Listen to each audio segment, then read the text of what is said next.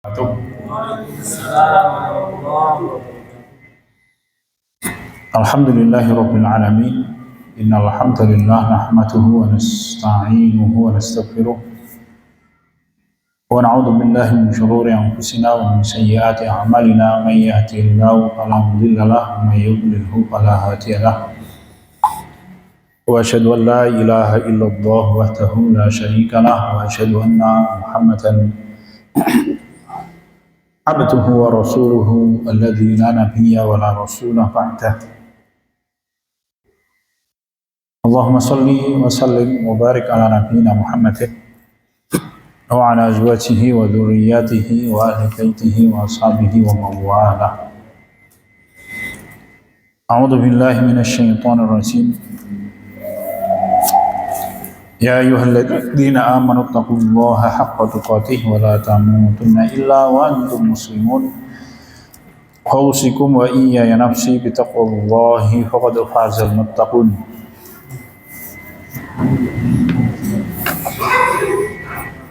Alhamdulillahirabbil alamin.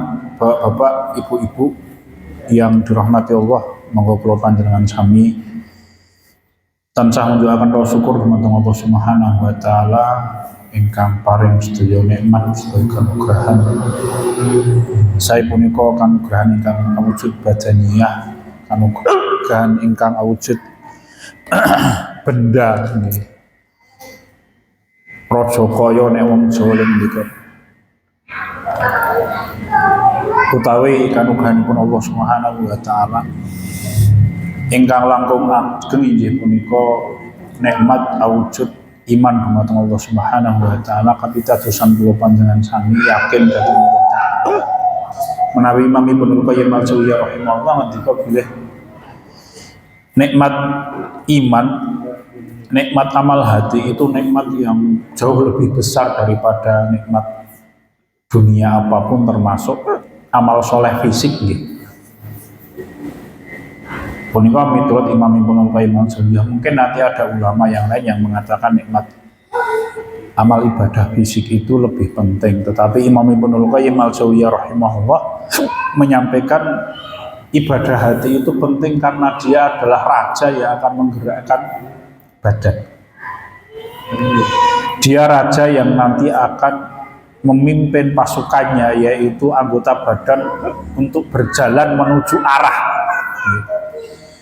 Kalau raja itu kuat, dia berjalan menuju arahnya Allah, maka nanti pasukannya, yaitu anggota badannya pun akan berjalan menuju Allah dengan kekuatan penuh.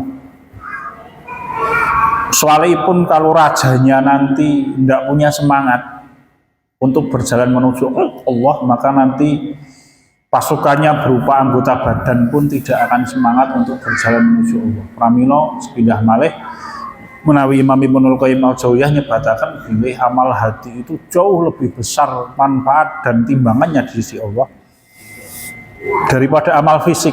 Langkung-langkung malih ditimbang dengan kekayaan duniawi. Maka kekayaan duniawi tidak ada seujung kuku dengan nikmat keimanan kepada Allah, nikmat yakin, nikmat tawakal, nikmat sabar dan lain-lain.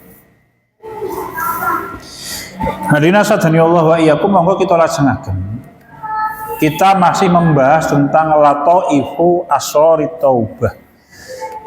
Jadi manfaat-manfaat tersembunyi, hikmah-hikmah tertutupi yang banyak kaum muslimin tidak tahu dari takdir Allah Ta'ala yang menetapkan seorang Bani Adam itu berbuat dosa kemudian dia bertobat kepada Allah dari dosa-dosanya.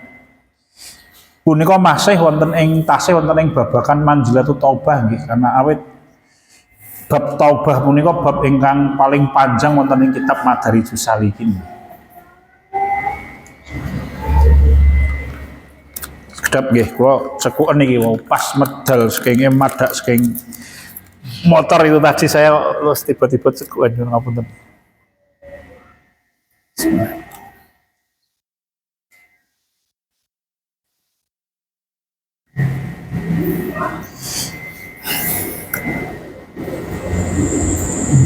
Awaluha ayam durol jinayata wal qadhiyata faya'rifa muradallahi fiha id khallaqa wa ityanaha fa inna Allah azza wa jalla innama khallal 'abda wa dzanba li ajli maknayin.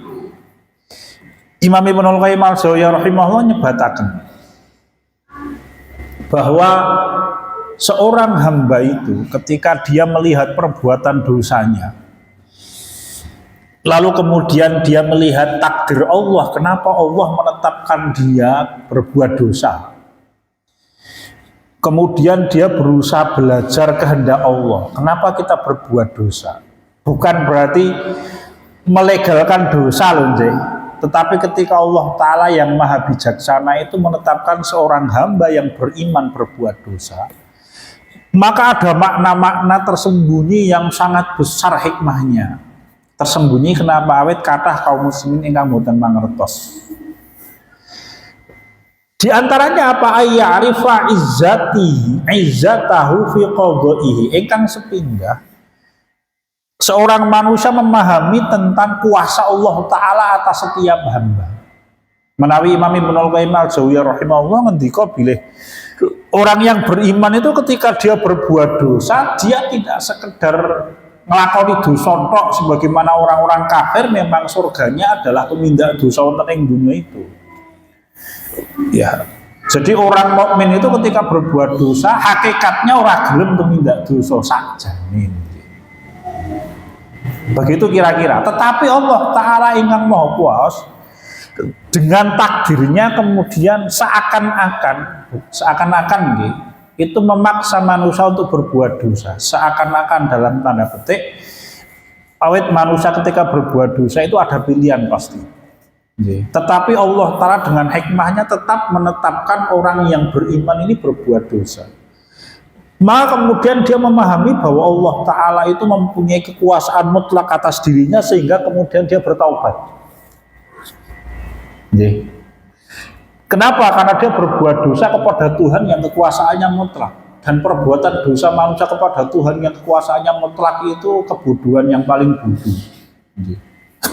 Maka orang yang beriman dia memahami bahwa ketika dia berbuat dosa dan dia jatuh ke dalam maksiat itu, dia paham akan kuasa Allah Subhanahu wa Ta'ala. Ini Imam Ibnul Qayyim al-Jauziyah ngendika, ini bukan kemudian kita melegalkan dosa kita dengan alasan takdir.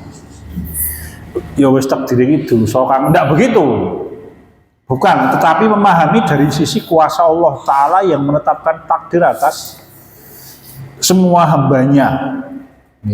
Punika ingkang sepindhahi nanti panjang sekali keterangannya.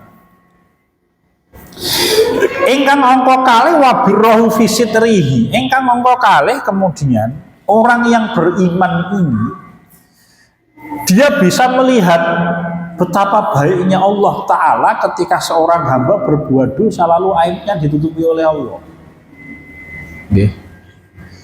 Menawi seperangan ulama salaf punika ngendika, apabila dosa itu bau, maka orang tidak akan mau mendekati orang yang dianggap soleh.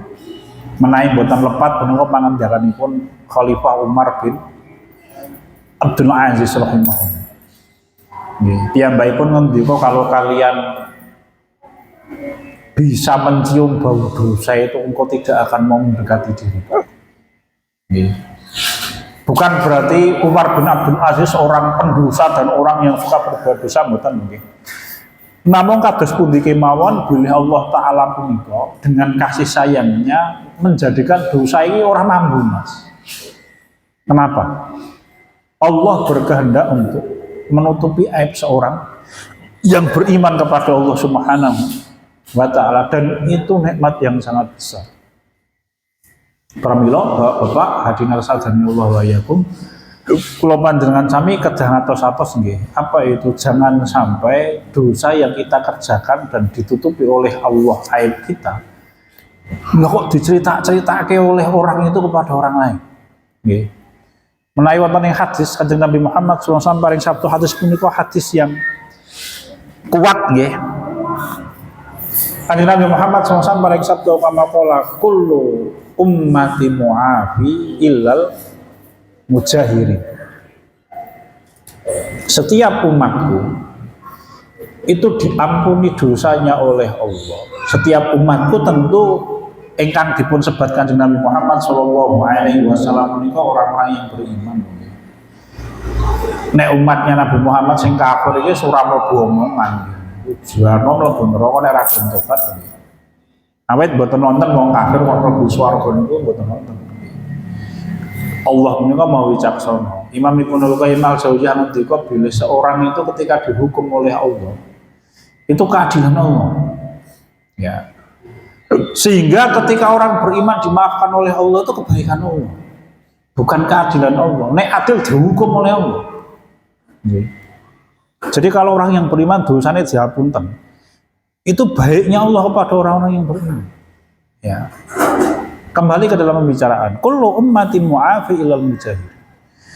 Kanjeng Nabi Muhammad sallallahu alaihi wasallam paring sabda setiap umatku yang beriman itu dosanya diampuni oleh Allah illal mujahirin. Kejawi al mujahirin. Orang yang melaksanakan jaharoh. Nggih. Terus Bapak atos-atos nggih nami menulis nama anaknya gandeng ke susu aja nganti muhajirin jadi mujahirin menggeser huruf P Mas. Bahaya artinya Mas. Jadi, mujahirin itu orang yang melaksanakan jahrah. Nek muhajirin orang yang melaksanakan hijrah lah bedone ada atau makana yang hurufnya dibalik loh Mas. Ya. Lajeng memang ngendika inna minal jaharah. Jaharah menika punapa? Ayyamal rasul. Ayyamal rasul. Seorang manusia berbuat dosa waqad batasatarahu di malam hari. Lalu Allah menutup aibnya. Summa yusbihu lah kok esok-esok yaqulu dia berkata kepada teman-temannya fa'altul bari hatta kadza wa kadza kok terus esok-esok cerita karo kanca-kancane to. Aku mau bengi mabuk, aku mau maling, aku mau bengi ngecu dan lain-lain. Jangan begitu. Ya, terus ketika Allah Ta'ala menutupi aib seorang hamba itu rahmat Allah. Allah menjaga kehormatannya. Jadi, pramila ampun ngantos dicerita-ceritake. Ya, dicerita-ceritake. Jangan. Apalagi alasannya jujur kepada suami atau istrinya. Yo, cerita no masa lalu, wah biar nih Mas. Kalau nate sama dengan istri kedatangan tamu, kenalan kita berdua. Saya kenal dengan istri dan suaminya, istri saya kenal dengan istri dan suaminya. Ini suami istri datang ke rumah. Niku konsultasi awet nambah keluarganya mawet Mas. Terus ini waktu itu masih keluarga muda nih Mas. Keluarga muda baru punya anak kecil, ibu langsung mereka cerita nih, wes sarap pegatan alhamdulillah betul sih Mas. Mereka tuh bercerita jalanannya nopo lah suami istri ini golek perkara. Gendeng awake dhewe saiki nikah to, saiki awake jujur-jujuran cerita jaman biyen lek pacaran terus sapa. Kaya ngopo. Akhire sing lanang cerita sing wedok cerita tawur Mas. Aku nganti ngomong nesu-nesu saya tuh di dalam ruangan itu, di dalam rumah saya. Ya ora bengok-bengok Mas, sama Mas jujur-jujuran orang ngono kuwi gawe perkara jenengan gitu. Jujur-jujuran itu apa yang kita kerjakan ketika kita sudah menikah. Zaman biyen itu urusan jenengan dengan Allah Ta'ala. Ketika sudah menikah baru itu urusannya di dalam keluarga. Sebelum menikah itu urusan dewe-dewe dengan Allah Ta'ala. Cerita-cerita oh dadi perkara Mas, tenanan Mas. Nggih. Jadi dosa masalah itu ditutup, ya tutup cerita. Ya. Kenapa? Karena itu rahmatnya Allah. Punika ingkang angka kalih nggih. Imam Ibnul Qayyim al-Jauziyah. Yang ketiga wahil mahu fi imhali raqibi. Kemudian yang ketiga itu mengetahui betapa baiknya Allah ketika Allah Ta'ala itu tidak serta-merta langsung menghukum kita. Dados Allah Ta'ala menika paring datang kula panjenengan sami waktu untuk memperbaiki diri. Nggih nek wonten ing Al-Qur'an Allah ngendika a'udzu billahi minasyaitonir rajim. Walau yu'akhidullahu an-nasa bima kasabu ma taraka 'ala dhahriha min dabbah. Ya. Walau yu'akhidullahu an-nasa bima kasabu menawa Allah taala iku gage-gage ngukum menungso awet tumindak dosane ma taraka 'ala dhahriha min dabbah. Mula temen ora bakal ana makhluk bernyawa yang tersisa di alam semesta ini. Wah, entek Mas. Ya. Kaum yang suka berkata dusta itu sinten? Umat Nabi Nuh. Nggih. Sampai disebut sebagai kauman amin. Umat yang mata dan hatinya buta kata Allah.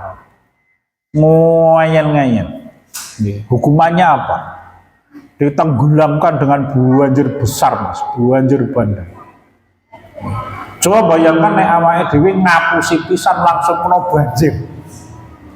Rasa banjir bandang lah, banjir sepinggang misalkan.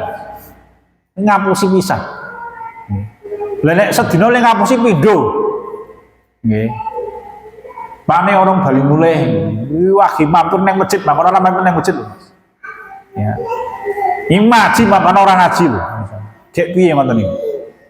Bayangkan kalau kita 1 bulan berdusta 100 kali, kayak kebanjiran ping 100 misalkan. Ya. Maka kalau orang itu tidak serta-merta dihukum oleh Allah, itu rahmatnya Allah. Apa itu iman? Allah taala menika paring dhateng kula panjenengan sami tangguh waktu untuk memperbaiki diri. Iblis punika diberi waktu oleh Allah untuk memperbaiki diri. Ning ora gelem. Qala rabbi anzirni ila yaumi yub'atsun qala innaka minal mundzirin. Iblis itu matur kepada Allah, wahai Allah berikanlah aku waktu sampai hari dibangkitkan manusia. Langsung dipun jawab oleh Allah, qala innaka minal mundzirin. Engkau termasuk makhluk yang aku berikan waktu tangguh. Ya. Terus punika kanugrahanipun Allah. Namun iblis tidak mengambil kesempatan untuk memperbaiki diri. Kenapa ya sombong? Jadi Imam Ibnu Qudamah naik boten lepat. Wonten ing Mukhtasar Minhajul Qasidin menika nyebataken setunggalipun kisah. Bilih suatu hari iblis itu sowan kepada Nabiullah Musa alaihi salam.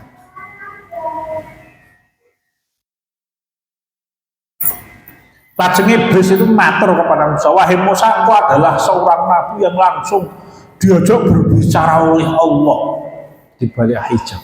Wah, ini kemuliaan. Maka tolong sampaikan kepada Allah agar Allah mengampuni dosa-dosaku. Iblis itu. Maka Nabiullah Musa alaihissalam matur kepada Allah apa yang dikehendaki oleh iblis dan dijawab oleh Allah. Hei Musa, sira dawuh marang iblis sujud kepada kuburnya Adam. Nek iblis gelem sujud kepada kuburnya Adam, aku ampuni dosanya. Wah, iblis dikuadani juru Mas, nesu iblis, wahai Musa, bagaimana mungkin aku sujud kepada kuburnya Adam, sedangkan ketika Adam masih hidup aku tidak mau sujud kepada dia. Maaf, entek. Ambiar iblis Mas. Jadi waktu tangguh yang diberikan oleh Allah dia tidak mengambilnya dengan baik. Lah lajeng kula panjenengan sami sadangunipun kula panjenengan sami gesang wonten ing donya menika maknanipun kita diberi oleh Allah waktu. Ambil kesempatan itu dengan baik untuk apa? Nutupi dosa Mas. Ya. Nek awake dhewe kepengin ra duwe dosa ora mungkin. Nggih. Maka tugas kita itu apa? Wa'at bi'is-sayyi'atil hasanata tamhu. Segera ikuti keburukan-keburukan dengan kebaikan untuk menutup. Untuk menutup. Jadi kita mengkafarah dengan apa? Memperbanyak amal soleh saat ini pun belum mengasami gesang menutup. Pilihannya pilihannya. Yang keempat, wa karomihi fi kuburil adhari minhu. Lajeng ingkang angka sekawan, nah ini besok di hari kiamat. Semoga Allah memberikan kita karunia ini. Apa itu? Dan kita bisa mengetahui betapa Allah itu maha dermawan, maha pemberi karunia yang sangat banyak ketika Allah itu menerima permohonan maaf kita. Gusti Allah nyuwun ngapunten nggih, kula niku ngakoni dosa kula kathah, niku wong ndablek semales ora gelem ngubah yo ngampuni. Allah mengampuni dosa kita itu nikmat yang sangat besar. Ya. Allahumma innaka afuwwun tuhibbul 'afwa fa'fu 'anni. Wahai Allah, Engkau itu Tuhan yang Maha Pemberi maaf. Al-afu. Afuwun. Al-afu. Al-afwun dengan al-maghfirah itu lebih utama mana? Lebih utama afun. En al-maghfirah ghufun. Allah memberi ampun ki gampangane ngeten iki. Nek awake dhewe nyatet. Terus catetane ditipek. Oh kok ditipek, ditutupi ya, tipek ini miracle Mas, merek dagang gitu ya. Ditutupi itu loh. Digapakno, ya ditipek ya reti ade. Nek memang tipek iki merek dagang, ora sing ditipek oke. Ya. Tutupi. Sehingga tulisannya ora ketok, itu namanya maghfirah. Nek afun itu tulisannya dibusek Mas, ora ditutupi. Jadi tulisannya hilang. Lebih utama mana? Tentu lebih utama afun. Ya, lebih utama. Dan Allah itu al-Maaf. Allah itu Tuhan yang Maha Memberi maaf. Jadi kita meminta maaf dan dimaafkan oleh Allah. Wes dosamu rata itu momen. Wah itu nikmat yang sangat besar. Nikmat yang sangat besar. Ya, mungkin kalau panjenengan sami pinaringan rezeki awujud. Afun minallah. Terus Allah memaafkan dosa-dosa kita. Ya. Dan ini adalah nikmat yang tiada tara. Al-jum'atu ilal jum'ati kafaratu lima bainahuma malam ya'malil kabair. Jumat satu dengan Jumat yang lain itu menghapus dosa-dosa di antara keduanya selama orang belum berbuat dosa besar. Wah itu nikmat yang sangat besar. Nah, wae dhewe iki sosok tumindak dosa iki cilik ning ora krasa ning kerep Mas. Enggak lunga ning masjid, gitu Mas. Salat ning masjid ora nganggo parfum. Itu anggane enggak ning masjid semua apal. Semua ambune ora karuan. Dosa kecil itu kan. Ya. Sebagaimana kalau kita pinjam barang milik orang lain tanpa izin. Misalkan istri kita punya uang, ditaruh di kotak. Orang ngomong kepada istri kita ambil uangnya, disilih, kita dibalik. Oleh apa orang? Orang oleh. Kalau suami boleh loh malah. Kalau istri boleh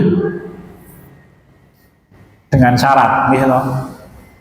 Hindun radhiyallahu anha ketika peristiwa Fathu Mekah matur kepada Kanjeng Nabi Muhammad, ya Rasulullah, Abu Sufyan ini cetil wong. Nek misalkan suatu saat saya mengambil hartanya Abu Sufyan sesuai dengan hajat saya, boleh tidak? Nabi Muhammad jawab, boleh, selama tidak melampaui batas. Kenapa? Karena suaminya suwetil Mas. Bayaran sesasi petani itu kalau bujur diblonjol 500.000. Wah, itu jak gelut itu kan. Tenanan kuwi.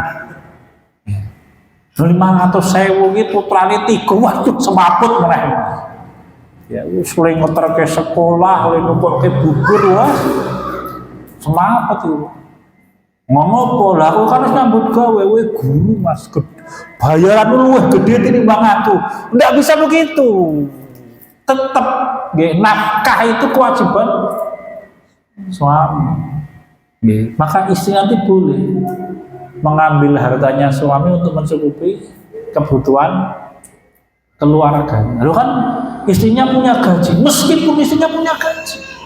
Kenapa? Karena gajinya istrinya untuk dirinya sendiri. Ning nek digo keluarga berarti sedekah. Wah, rada semaput. Oh, ngono kuwi aturane, Mas. Ya. Jadi kalau suami tahu istrinya punya uang banyak misalkan disimpan di dalam kotak, jenengan mengambil tanpa izin. Ndak dino, Mas.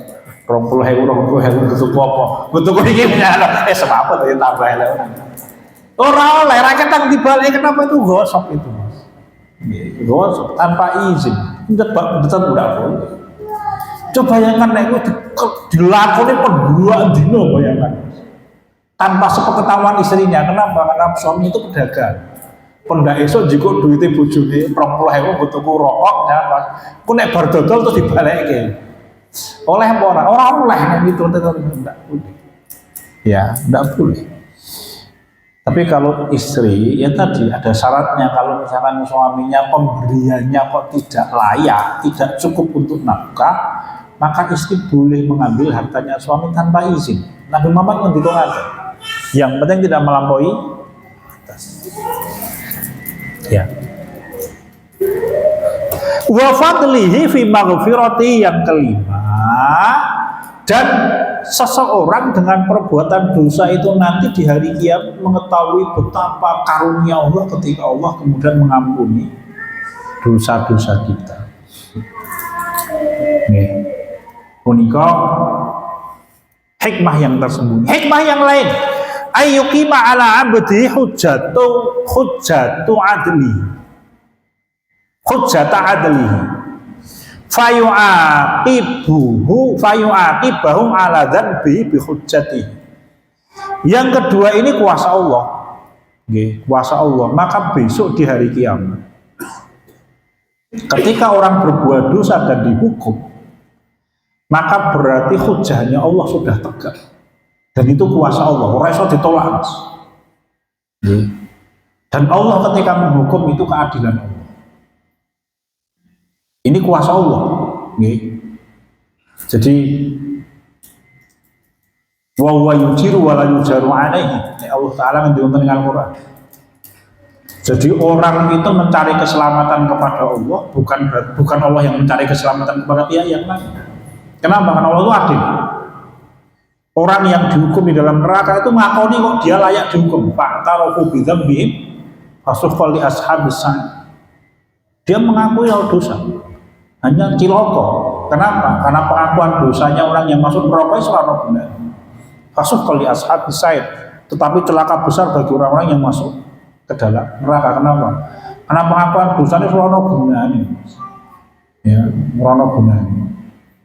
Mari kita bersiap-siap dalam artian awet gesang menika ujungnya sawedal-wedal, kita tidak tahu. Ya, kalau saya pernah cerita nih dari dangu sekitar 1 bulan yang lalu. Ini saya ceritakan karena HP. Saya sebutkan tetangga saya. Seorang ibu yang meninggal itu pas tahiyat akhir di dalam masjid. Pas nazak itu proses keluarnya roh. Dia mulai dengan istri saya lah pas sholat subuh, pas tahiyat akhir kaku ngoten niku Mas. Terus dipegang sama istri saya itu ketika dibaringkan itu istri saya cerita sudah terdengar suara kayak wong ngorong ngono. Nggih. Makanya sehat walafiat, masanya beliau bepergian maghrib sampai rumah ini sampai rapena. Kemudian subuh itu masih jalan sendiri, masjid masih ada rekaman video ini. Ya, pas tahiyat akhir, pas beliau ke dalam nazar. Ya, saya menyampaikan ya husnul khatimah insyaallah. Meng hidup itu jangan menuju mati, Mas. Ya. Jadi di mana nanti kita akan mati itu lihat kebiasaan hidup kita sehari-hari. Kalau Anda bertemu dengan orang yang matinya ketika puasa sunnah itu mesti dia orang yang banyak puasa sunnah. Orang mati kok pas qiyamul lail itu ya biasanya kan memang dia banyak melaksanakan qiyamul lail. Yo nek ana ki ana mungkin wong guyu-guyune mabuk minuman keras pas mati pas puasa sunnah. Ana mungkin men golekane angel. Nek ana lah critakno Mas dadi kok Prabu di dalam cerita apa namanya percaya tidak percaya itu sungguh-sungguh terjadi itu malah. Nek ana lho, yo ana iso wae. Apalagi orang yang mati dalam keadaan berzina, mohon maaf, semoga Allah menyelamatkan kita dari dosa yang sangat berlebihan. Ini hampir bisa dipastikan dia orang yang memang banyak berzina di dalam kehidupannya. Alhamdulillah semoga. Jambret mati kecekel diantemi wong sak pasar misalnya. Ya kemungkinan besar memang hidupnya yang jambret. Memang begitu. Naudzubillah semoga. Maka ya, semoga kalau panjenengan sami menentukan nasib mati kita itu kan perjuangan kita pribadi-pribadi. Ora ono urusane karo bojo, ora ono urusane karo anak. Itu wis awake dhewe nafsi-nafsi begitu. Dan ketika nanti orang dihukum oleh Allah, maka hujahnya Allah sudah tegak itu. Itu ora iso ditolak nih Mas. Karena Allah itu tahu kalau ada orang berbuat dosa dan dia tidak tahu bahwa itu dosa, diampuni oleh Allah Mas. Bukan maghfirah, bahkan afun itu dimaafkan oleh Allah. Kenapa? Karena dia tidak tahu. Dan itulah karunia Allah.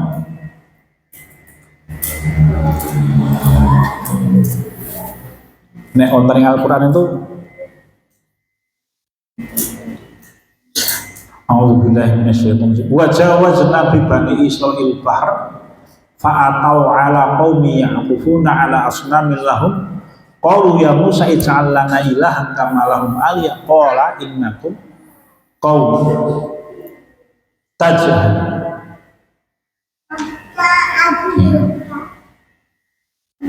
Jadi Allah Ta'ala itu menyampaikan ketika Bani Israel diuyak Fir'aun selamat melewati laut fa'atau ala qaumi ya'kufuna ala asnamillah. Bani Israel menika melewati seperangan tiang ingkang sak napa mleksak ngibadah mengling ibadah itu kepada patung. Loh kenapa kok Bani Israel orang mandat sama ngomah ini enggak? Maka Bani Israel diwajibkan ngomah ini enggak? Karena ini beda kaum, semua beda urusan. Zaman dulu itu ketika syariat datang kepada Bani Israel, harus digo Bani Israel, rono urusannya karo wong liya. Maka Nabi Khidir karena beliau bukan Bani Israel, beda hukumnya dengan Nabi Musa di dalam surat Al-Kahfi. Lah kok Bani Israel iki iso-isone nopo Mas? Nek matur ki sik sopan ki celak duwe Musa nek iso dos putih mbok ngeten lho digaweke patung kaya dene patunge wong kok sita sembah bareng-bareng. Ngono jak gelut. Tetapi ini kaum jahil, maka jawabannya Nabi Musa innakum qaumun tajhalun. Kowe wong bodoh-bodoh. Enggak langsung murtad kowe ora ngoten niku Mas. Kenapa? Karena Nabi Musa tahu iki Bani Israil jahil ini. Orang-orang yang bodoh terhadap agama Allah. Jadi bodoh itu betul-betul membuat perbuatan dosa manusia itu dimaafkan. Tidak hanya diampuni, tapi dimaafkan, dihapus Mas. Orang yang tidak tahu bahwa minum khamr itu dosa, ora apa-apa lho Mas. Nek ora arti lho. Nek ora arti. Orang yang tidak tahu bahwa mencuri dosa besar ora apa-apa. Wah, nek ono rasa ngerti wae. Beda antawisipun wong ora ngerti dengan orang yang tidak mau tahu, orang yang tidak tahu dengan orang yang tidak mau tahu beda. Menawi Imam Ibnu Taimiyah punika wonten ing Majmu'atul Fatawa kalau nanti membaca satu fatwa beliau itu tentang maafnya Allah kepada orang-orang yang melakukan dosa karena jahil. Itu sampai belum mengibaratkan mengatakan kalau ada seorang suami pulang ke rumahnya, betul-betul saya baca waktu itu. Kemudian di dalam rumah itu ada perempuan yang dia kira istrinya. Kemudian suami ini berhubungan suami istri dengan perempuan itu. Keesokan harinya baru dia tahu rupanya perempuan itu bukan istrinya. Ora dosa. Rezeki nomplok Mas, ora masalahku. Ora dosa ini loh. Kenapa? Dia tidak tahu. Betul-betul itu kan contoh ekstrim Mas. Apa ngoten niku ora masalah ana apa ora. Maksude kuwi nek kelakon dadi ora dosa. Kenapa? Karena dia tidak tahu. Ya. Dan itu adalah orang masalahnya.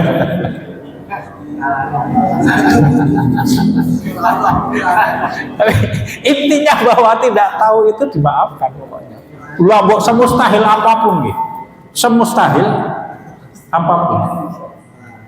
Ya. Pertanyaannya tadi, sakjane ceritanya Bani Israel di dalam Al-Quran itu lebih ekstrim loh. Kenapa? Karena Bani Israel itu syirkul akbar. Ini masih dosa besar loh mas. Oke. Contoh yang belum berikan itu masih dosa besar. Bani Israel ini syirkul akbar dan dimaafkan. Sami kalian para sahabat ingkang mlebet Islam wonten ing Fatul Mekah para tulakok itu ketika perang Hunain. Tapi loh, Nabi Muhammad mampir di satu tempat pohon besar, kemudian pohon itu biasa dipakai oleh orang-orang muslim Quraisy untuk tabarruk, ngambil berkah sebelum perang. Itu orang-orang Quraisy biasa dulu ketika masa jahiliyah gantung ke peralatan perang di pohon itu. Zatu Anwat, jangan baca hadis lah. Hadis tentang Zatu Anwat itu. Pohon tempat menggantungkan senjatanya orang-orang musyrikin Quraisy. Itu pas berjalan menuju perang Hunain. Baru saja wong Quraisy sekitar 3.000 orang itu baru saja masuk Islam. Ya. 2.000 orang bergabung dengan pasukan itu. Nah, orang-orang ini matur kepada Nabi Muhammad. Ya Rasulullah, terus pundi kita dibikinkan pohon itu dulu seperti pohon yang biasa dipakai orang musyrik Quraisy untuk dicari berkahnya ketika akan perang. Nabi Muhammad menjawab, kail kalian itu seperti apa yang dikerjakan Bani Israil, dibacakan ayat tadi. Dan dimaafkan 2.000 orang tulakok itu tetap dimaafkan. Kenapa? Emang nggak tahu. Nek kuwi dosa. Ya, betul-betul seperti itu. Jadi Allah Ta'ala itu ketika menghukum pasti orang yang berbuat dosa tahu kalau itu dosa. Ya, tahu. Apalagi Allah itu memaafkan orang yang dipaksa. Illa mastukriha kata Nabi Muhammad. Allah memaafkan. Ya, apa yang dipaksa. Bisa dipaksa itu kondisi, bisa aja. Orang bepergian jauh, kehabisan bekal di tengah hutan, kemudian adanya hanya barang yang diharamkan oleh Allah. Ya boleh sekedar untuk mempertahankan. Faman turra ghairu baghin wala 'adil fala isma 'alaih. Allah menyampaikan begitu. Barang siapa yang turra terpaksa ghairu 'adil wala baghin, tanpa melampaui batas, fala isma 'alaih, maka tidak ada dosa bagi orang. Jadi, tidak ada dosa, betul tidak ada dosa. Ya. Nek dulu zaman kaum muslimin wonten ing Syria itu diperangi oleh Iran sakanca-kancane itu, kota-kota dikepung itu, bahkan sampai mereka minta fatwa kepada para ulama untuk boleh menyembelih kucing. Kenapa? Karena menurut madzhab Syafi'i kucing ini haram, dan orang-orang Syria itu, Syria, Palestina, Yordan itu madzhabnya Syafi'iyah. Mereka minta fatwa, kenapa orang panganan telah kejemiran ini? Mula ketika Amerika Serikat berperang melawan Iran itu, sing didukung sing ngendi Mas? Sing didukung Palestina. Oh, jawabannya ngono kuwi. Rasa bingung, gitu. Rasa bingung. Sing didukung kaum muslimin Palestina. Ya, begitu.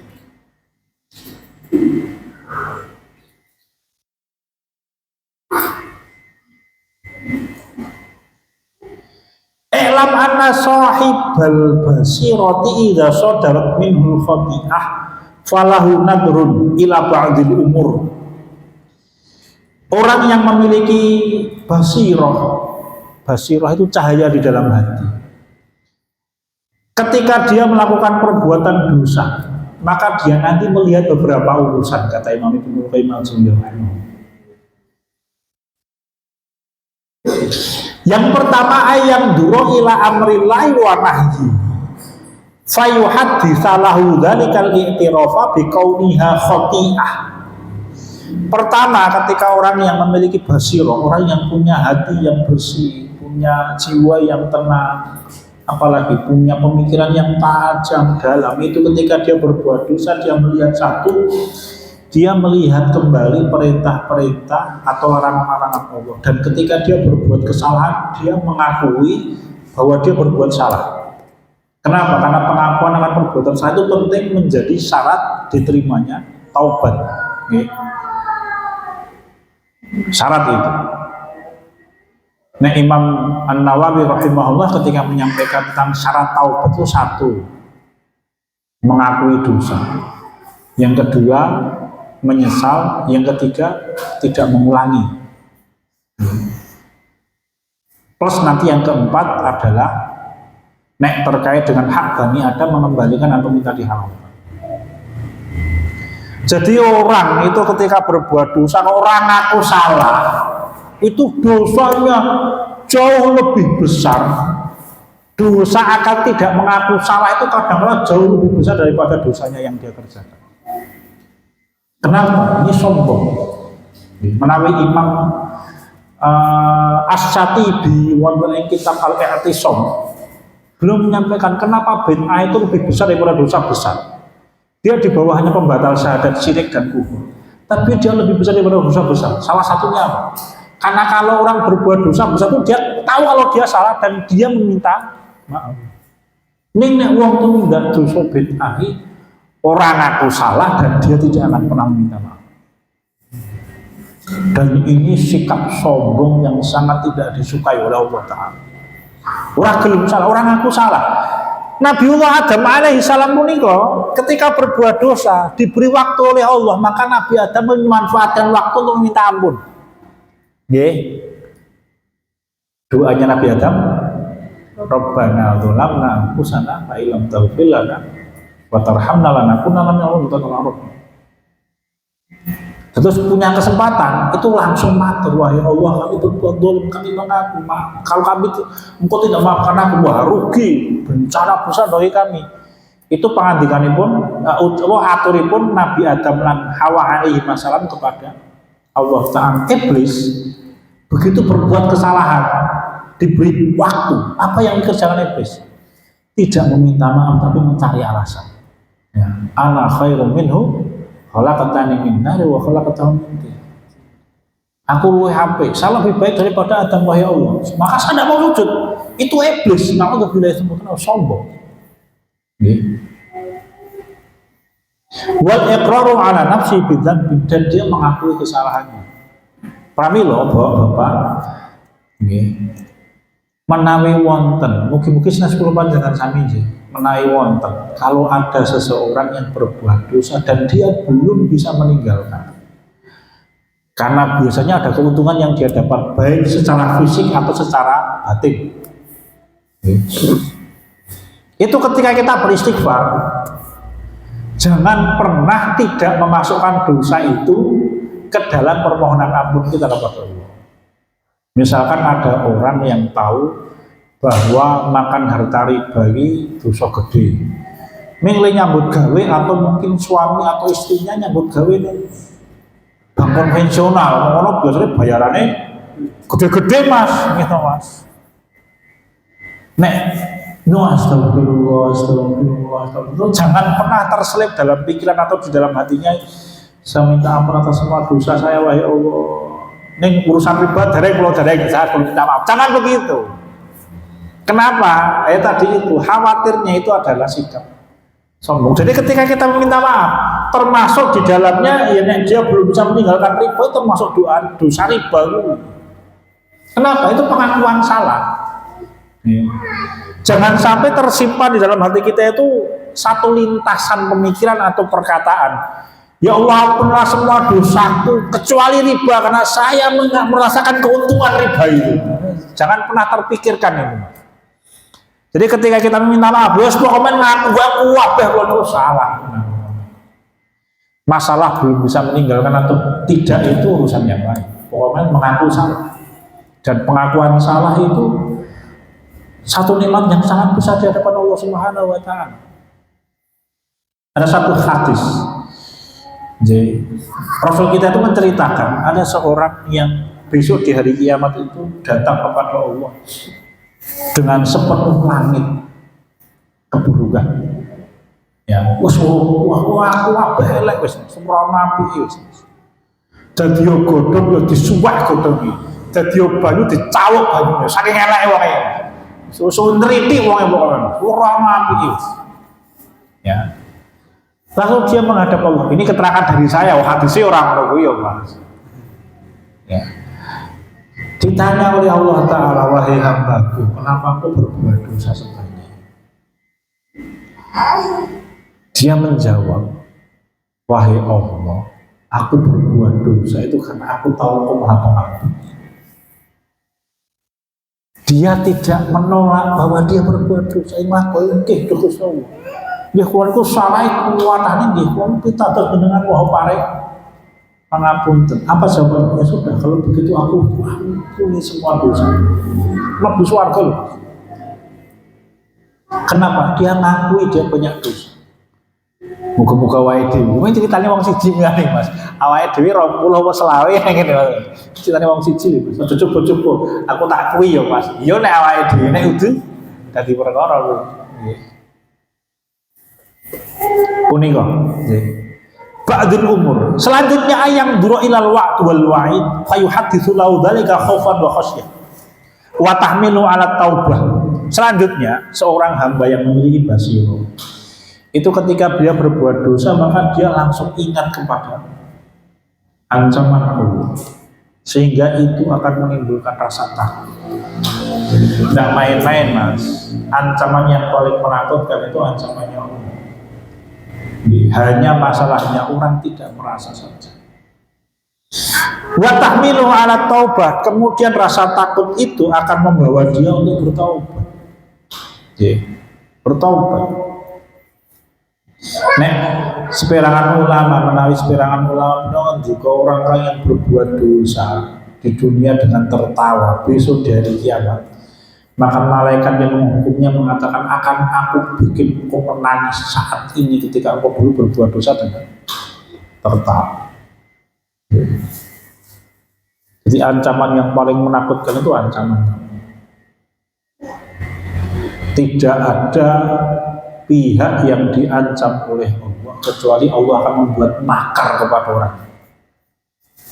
Ya, dan ketika Allah sudah menetapkan makar atas orang itu, tidak akan ada kekuatan yang bisa menyelamatkan dan memuliakan dia. Imam Ibnu Qayyim al-Jauziyah dalam kitab Ighatsatul Lahfan kira-kira begitu. Tidak bisa, tidak akan ada yang bisa. Kita itu menjadi dosa ditutup rapat, ulah kok kebuka Mas Wadi, ya, terbuka aibnya. Dan ketika sudah dibuka aibnya oleh Allah Taala, ora ketulungan, ora bakal iso ketulungan orang. Maka Allah Taala mengingatkan kita bahwa Bapak hisab itu sendirian. Dan hisab itu disaksikan oleh seluruh manusia, dari manusia yang paling awal Nabiullah Adam alaihissalam sampai manusia yang paling akhir akan melihat dijereng di hadapannya. Maka kenapa orang yang berbuat dosa diampuni itu ditutup oleh Allah Ta'ala? Orang ketok, ya dosa orang ketok, itu diampuni oleh Allah. Salah satu maknanya nek orang dimaafkan dihapus, rekamannya hilang. Ini nek orang diampun itu rekamannya orang ketok, ya, sehingga orang tidak melihat aibnya. Kita mohon perlindungan kepada Allah. Jadi dosa-dosa kita nanti akan dijerek di hadapan anak cucu kita seluruhnya. Oh, sembah baik jebule, kita kutuk jebule nek bengi-bengi beracak kan ganas. Jadi naudzubillah summa naudzubillah summa naudzubillah. Ini yang disampaikan oleh Imam Ibnu Qayyim. Selanjutnya ayat duro ila tamkinillahi lahu minha wa takhalliyatuhu bainahu wa bainaha wa taqdiruha alaihi wa annahu law sa'ala asamahu minha fayuhadditsu lahu dzalika anwa'a minal ma'rifah bi asma'illahi wa sifatihi wa hikmati wa rahmatihi.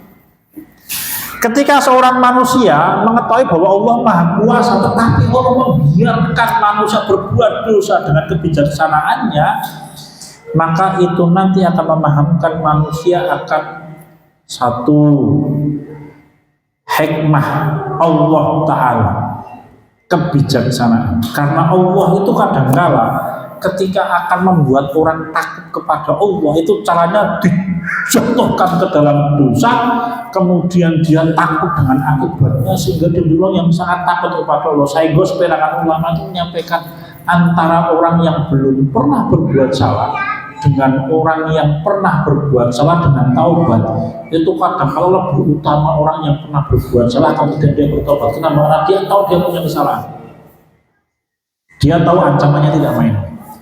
Itu salah satu hikmah di antara banyak sekali lautan itu.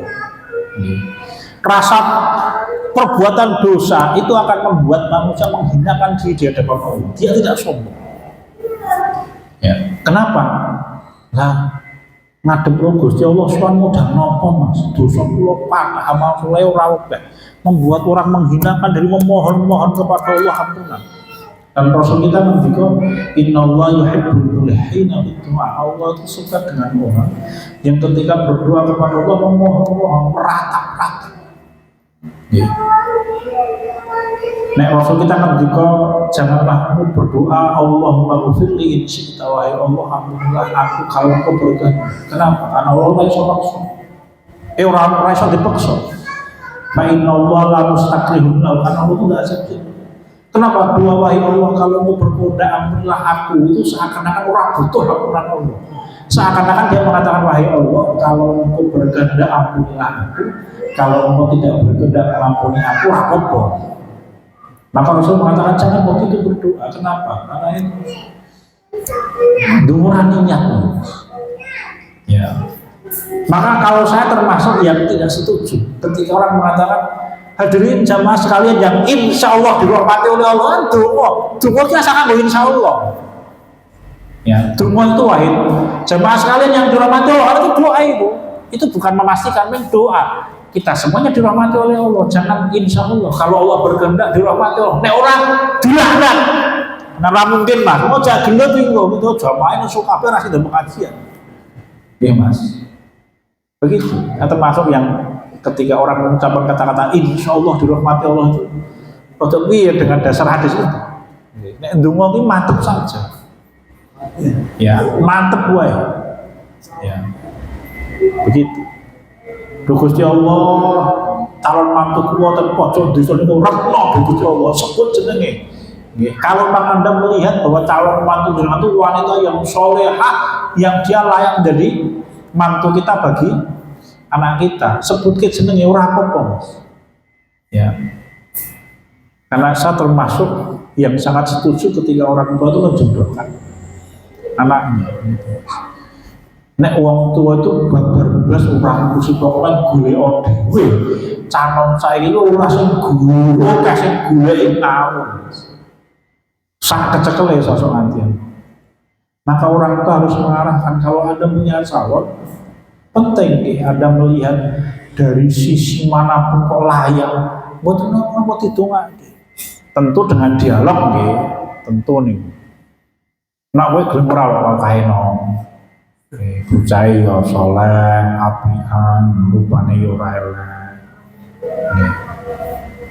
Perlu didialogkan. Karena bagaimanapun juga manusia itu punya rasa gitu mas. Kenapa Rasul kita itu dawuh kalau nek kita kan wis kabeh to mas, nanti kalau kita menyampaikan ke anak-anak kita yang akan menikah dulu. Kenapa Rasul itu kan memerintahkan kalau kita akan menikah itu kan melihat. Rasul kita kan itu akan menguatkan hati, gimana? Iya kan? Maknanya bagaimana ada pilihan bagi anak-anak kita.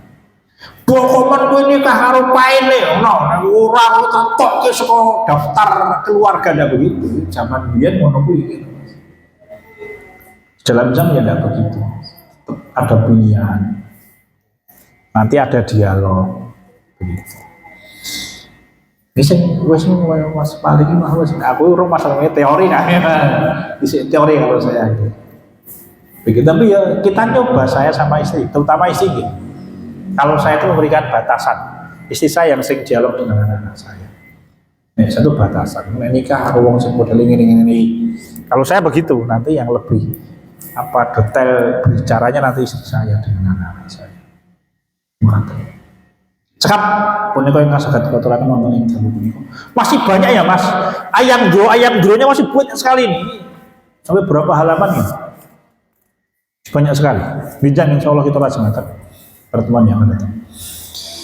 Walhamdulillahirrahmanirrahim. Sekian dan demikian. Kalau ada perkataan yang tidak berkenan, saya mohon maaf sebesar-besarnya. Saya kembalikan kepada pembawa acara. Monggo Ustaz. Assalamualaikum warahmatullahi wabarakatuh.